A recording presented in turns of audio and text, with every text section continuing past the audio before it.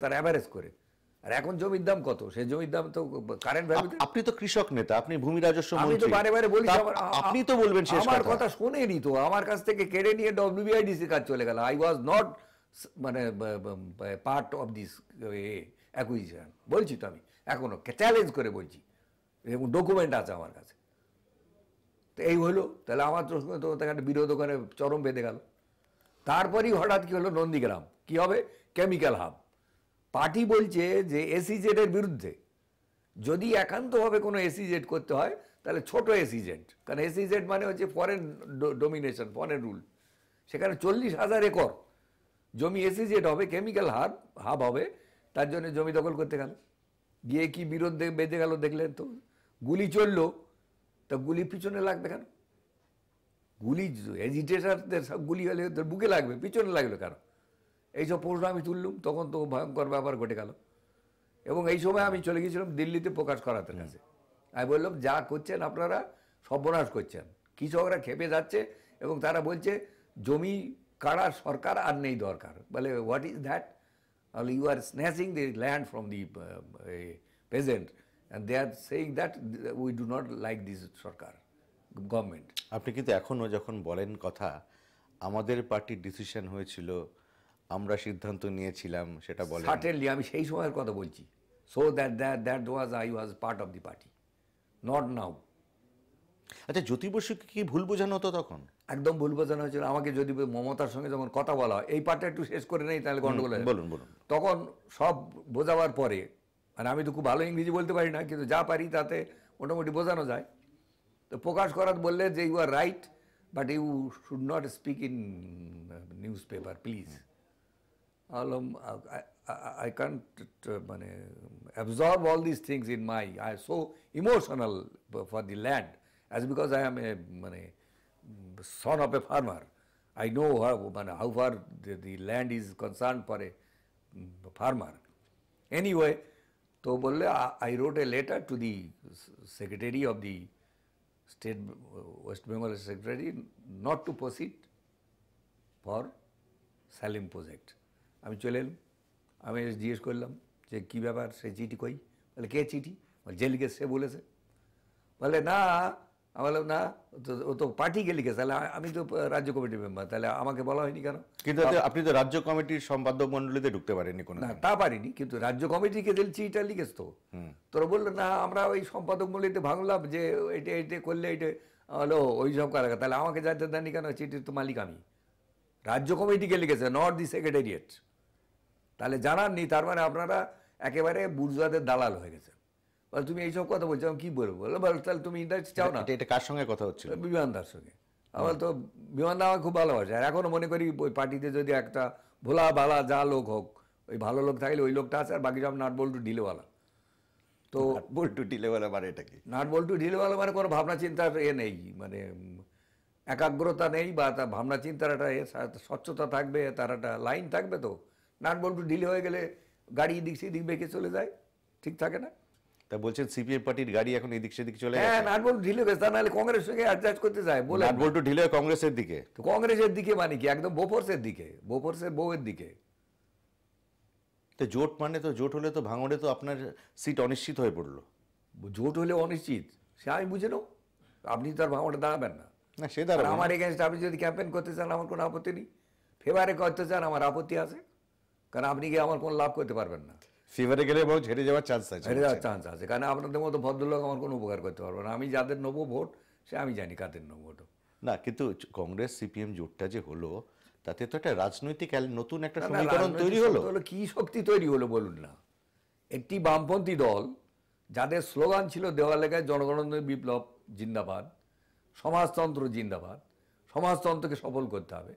তারপরে দুনিয়াটা পাল্টে গেল, সোভিয়েত রাশিয়ার পতন হলো, সারা পৃথিবীতে একটা নতুন ওয়েব তৈরি হলো, ইকোনমিক সবটা মিলে।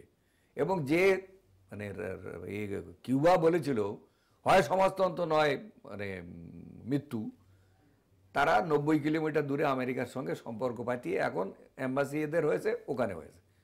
তাহলে এত বড় গ্লোবাল একটা চেঞ্জ হয়ে গেছে। কাজে এই সময়ে আবার সমাজতন্ত্র বিপ্লব হবে আমি বিশ্বাস করি না, পার্টি বিশ্বাস করে না। কর্মসূচি তৈরি করে নিয়েছে যুগোপযোগী, তাতেও আমার কোনো আপত্তি নেই। কিন্তু যে কংগ্রেসের বিরুদ্ধে লড়াই করে, এবং এরাই হচ্ছে পুঁজিবাদের ধারক বাহক, এই মমতা ব্যানার্জি বা আরা যারা, এরা হচ্ছে মানে একটা রাজ্য পার্টি, এরা পুঁজিপতিদের পার্টি না, এরা যে পেটি বুর্জুয়া বা ছোটোখাটো ব্যবসায়ীদের অনুকূল্য পেতে পারে। কিন্তু বড় বড় যে ব্যবসায়ীদের ভিত্তি যাদের, টাটা বিড়লা থেকে আরম্ভ করে আম্বানি ইত্যাদি, এদের মূল ভিত্তি তো কংগ্রেস এবং বিজেপি।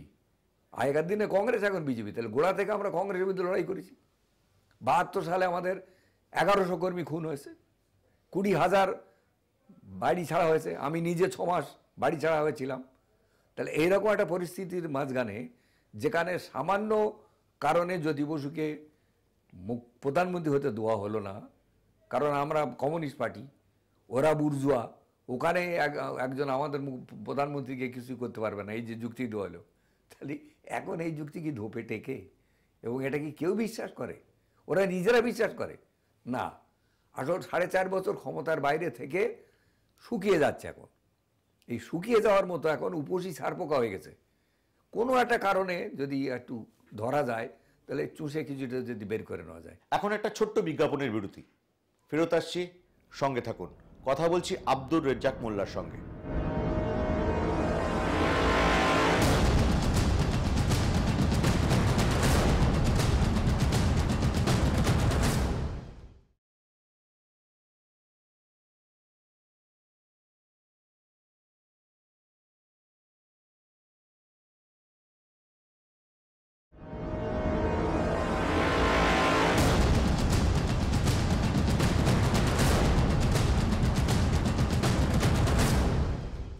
আপনিও তো ক্ষমতার বাইরে থাকতে পারছেন না। কে?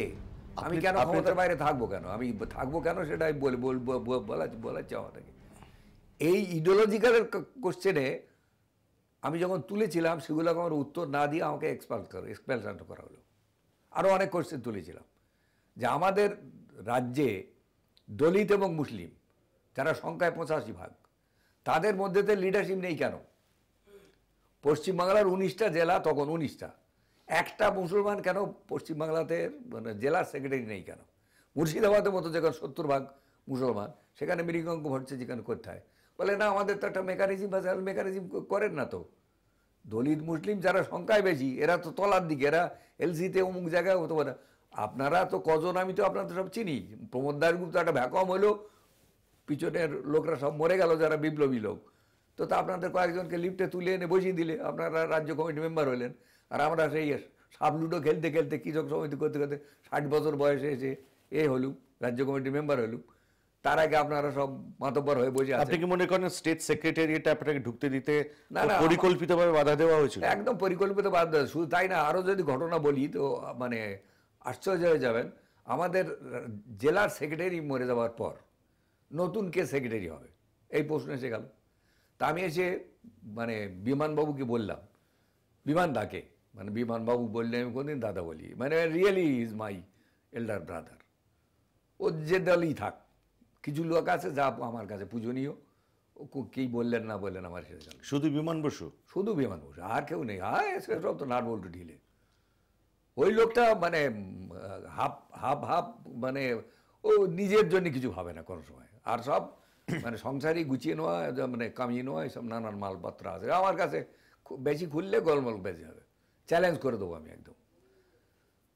সবের বউরা সবে মানে এনজিও করে, অনেক বড় বড় লিডারদের বউরা এনজিও করে। এনজিও করতে আপত্তি কোথায় আপনার? এনজিও করে এনজিও মানে তো সমাজের সেবা করছে। এনজিও করে কামানোটা হচ্ছে মূল কথা, সেবা করতে তো কোনো আপত্তি নেই। এনজিও করে কামিয়ে নিলে সেইটিতে আপত্তি। না, সকলের বউ এনজিও করে সকলের বউ কামাচ্ছেন,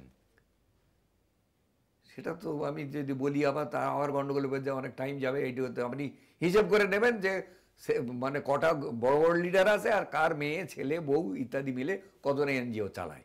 কারণ পার্টি বলে দিয়েছিল কোনো পার্টির লিডার এনজিও চালাতে পারবে না। তারপর থেকে সব বউকে দিয়ে দিলে, তো বউরাও তো পার্টির লিডার। তো এই সব কোশ্চেন তো আমি তুলেছি বারে বারে যে এনজিও সব করাটা। যাই হোক, সে ও একটা পার্ট, ওটা বাদ দেন। তা এই কথা আমি যখন বললাম বিমানদাকে যে এই জিনিস আপনারা যেটা করছেন, এই জিনিসগুলো তো ঠিক করছেন না, এটা ঠিক করলেন না। তো তখন বললে যে হ্যাঁ ঠিক আছে, তুমি তো ঠিকই বলছো, তাহলে মানে এসব আমরা ভাবছি যে ভবিষ্যতে যাতে করা যায়। তাহলে ভাবুন, কোনো অসুবিধে নেই। তাহলে একটা কথা হচ্ছে অর্গানাইজেশন আমার একটা বলা, এই যে আপনারা বলছেন ডেমোক্রেটিক সেন্ট্রালিজম, এ তো ডেমোক্রেসি বলে কিছু নেই, শুধু সেন্ট্রালিজম। কারণ আপনারা উপরে থেকে কিছু নেতা বলে দেবেন, সেইটি মেনে নিতে হবে। তো এই what is democracy is there. তাহলে আমি অপোজ করব, তাহলে আমি যে অপোজ করলাম এটা আমার নোট অফ ডিসেন্ট থাকতে হবে রেকর্ডে। বিপদটা হচ্ছে কি, আমি জেলা সেক্রেটারিয়েট মেম্বার, আমি রাজ্য কমিটি মেম্বার, রাজ্য কমিটিতে আমি যে ব্যাপারে নোট অফ ডিসেন্ট দিলাম আমি জেলা কমিটি থেকে সেইটা বলতে পারছি না। জেলা কমিটি এবার আমাকে বলছে এই তুমি কী সব উল্টোপাল্টা বলে এসছো। আমি এখন তাদের বোঝাতে পারছি না, কারণ আমি বাউন্ড হয়ে যাচ্ছি ওই মানে সেন্ট্রালিজমের জন্যে। আমার এই সেন্ট্রালিজমের তো কোনো ভাই গুরুত্ব নেই। তাহলে অন্তত আপনারা পার্টির চিঠিতে একটা নিচের মধ্যে দেন যে রেজ্জাক মোল্লার ডিসেন্ট, নোট অফ ডিসেন্ট আছে একটা ব্যাপারে, ব্যাখ্যা করার দরকার নেই। But I have a note of dissent, এইটে লেট মাই জেলা মেম্বার্স নো ইট, যে হ্যাঁ আছে। তা বললে না আমাদের পার্টিতে সিস্টেম নেই। তাহলে এই পার্টি তো ওই পার্টি ব্যুরোক্রেসি আপনারা করছেন এখন। একটা জিনিস আমার খুব বোঝার ইচ্ছে আছে, একটু একটু যদি বুঝিয়ে বলেন। দীর্ঘদিন ধরে বামপন্থী আন্দোলনের সঙ্গে যুক্ত, চাষার বেটা, কৃষক আন্দোলনের সঙ্গে যুক্ত, সেখানে একটা বিপরীত ধর্মী দল তৃণমূল কংগ্রেস, যেটা কংগ্রেসের থেকে খুব একটা হয়তো আদর্শগতভাবে ফারাক নেই, সেই পার্টিতে যখন আপনি আসেন তখন মানিয়ে নিতে সমস্যা হয় না? তার আগেরটা না বললে আপনি তো গোড়ার দিকে চলে যাচ্ছেন, যা আগের দিকে যাচ্ছেন, গোড়াটা তখন ক্লিয়ার হলো না। আচ্ছা, এই সব প্রশ্ন তোলার পর তাহলে তার উত্তর পেতে হবে তো আমার। যখন উত্তর পাচ্ছি না, মানে দে আর রাদার ইগনোরিং মি, ও পাগলা বলে বলুক। তারপরে আমার মনে হলো যে আমি ধর্ম করবো, আমি হজে যাব। হ্যাঁ, সেটা একটা বিশাল প্রশ্ন। হ্যাঁ, আপনাদের তো পার্টিতে তো সেই অর্থে সেটা নেই তো, সেইটা কিছু তো এখন আপনি হঠাৎ সিদ্ধান্ত নিলেন। এখন পার্টিতে কি সিদ্ধান্ত হয়েছে যে পার্টি মেম্বাররা ধর্ম করতে পারে। আমি সিদ্ধান্ত নিলুম এই জন্যে, আমি বললো যে হজে যাবো, বিমান বললে কেন তুমি যাবে কেন?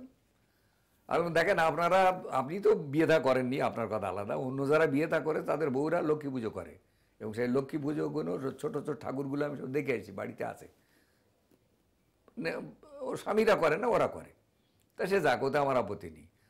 কিন্তু আমি হজে যাব এই জন্যে যে পার্টির জেনারেল সেক্রেটারি হরেকৃষ্ণ সিং সুরজিৎ, মাথায় পাগড়ি, দাড়িতে সেই জড়ানো, তারপরে হাতে বালা, তারপর কৃপান, শিখ হিসেবে শিখের মতো করে যার জীবনযাপন করলে টিল ডেথ, সে যদি পার্টির সেক্রেটারি থাকতে পারে, তাহলে আমি কি অপরাধ করেছি যে আমি মক্কা শরীফে যাব, আমি ঘুরে আসবো, আমি দেখে আসবো। আমি তিরুপতি মন্দিরে গেছি, তাহলে মক্কায় যেতে আমার কি অসুবিধা আছে? তা মক্কায় গেলে মুসলমানদের হাজি বলে, তা হাজি আমার বললো তা কি আছে, আমি যাব সেখানে। তার কোনো উত্তর দিতে পারলে আমি ফিরে এলাম। এসে শুনলাম আমার সমালোচনা দেওয়া হয়েছে কঠোরভাবে, তার ভেতরে বেশিরভাগ কয়েকটা হচ্ছে মুসলমান। এরা হচ্ছে তেলানো পার্টি, এরা ভাবছে তেলিয়ে উপর দিকে ওঠা যাবে, কিন্তু তেলিয়ে তো বেশি দূর ওঠা যাবে না, এ তো তেল দেওয়া বাঁশ, এখানে তো উঠলে তার চেয়ে বেশি নামতে হবে। তা যাক, সে হয়ে নিয়েছে। সেই কটাকে আমি বলি আচ্ছা তোরা তো এইসব বললি আমার বিরুদ্ধে, তা তোরা তো ভোটে দাঁড়াবি, আমি তোর এলাকায় গিয়ে যদি এই কথা বলে আসি যে আমি হজে গেছিলাম বলে এরা এইসব আমার অভিযোগ করে চলে গেছো, ক্রিটিসাইজ করে ভোটে জিততে পারবি? তা বলে না তুমি আর সব বলো না। আমার তো সেটা বলবো না, তোরা এমনি হেরে যাবি, যাকে যাক, সে আর কথার দরকার নেই। তো এইসব ব্যাকগ্রাউন্ডের পরে আমি লেলিনের একটা কোটেশন দেখলাম এক জায়গায়, বলা আছে যে একবার বলো পার্টির মধ্যে বলো, দুবার বলো পার্টির মধ্যে বলো, তিনবার বলো পার্টির মধ্যে বলো, চতুর্থবার বলো যাদের জন্য বলছো তাদের জন্য বলো। তাহলে আমি বলছি শিডিউল কাস্ট, শিডিউল ট্রাইব, মুসলমান, অপ্রেস সেকশনের জন্য, ডাউন রোডেন পিপলের জন্য, তাদের জন্য বলছি, পেটি বুর্জোয়াদের জন্য। তাই জন্য নতুন পার্টি করা সেই উদ্দেশ্যে না, সেটা পরের কথা। তো তাহলে আমি এখন কোথা বলবো, আমার বলার মিডিয়াটা হচ্ছে মিডিয়া, সেই জন্য মিডিয়াতে আমি কিছু এইসব জাতীয় কথা বলে দিলাম। মানে যাদের জন্য বলার কথা তাদের কাছে বলতে হবে, আমার মেসেজটা কী করে যাবে। তো বললাম, বলার পর ওরা আমাকে সামারারলি এক্সপেল করে দিলে। তো এক্সপেল করার পর কেটে বসে থাকবো? তাই বলে তৃণমূল দাঁড়ান, তৃণমূল তো পরের কথা। তারপরে আমি সামাজিক ন্যায় বিচার মঞ্চ বলে একটা মঞ্চ করলাম, তার ভেতরে দলিত এবং মুসলমানদের কথায় এই মেসেজটা আমি পৌঁছে দিতে চাইলাম যে জাস্টিস চাই, সোশ্যাল জাস্টিস, ইকোনমিক জাস্টিস এবং আমাদের লিগাল যে জাস্টিস, সেই জাস্টিস চাই।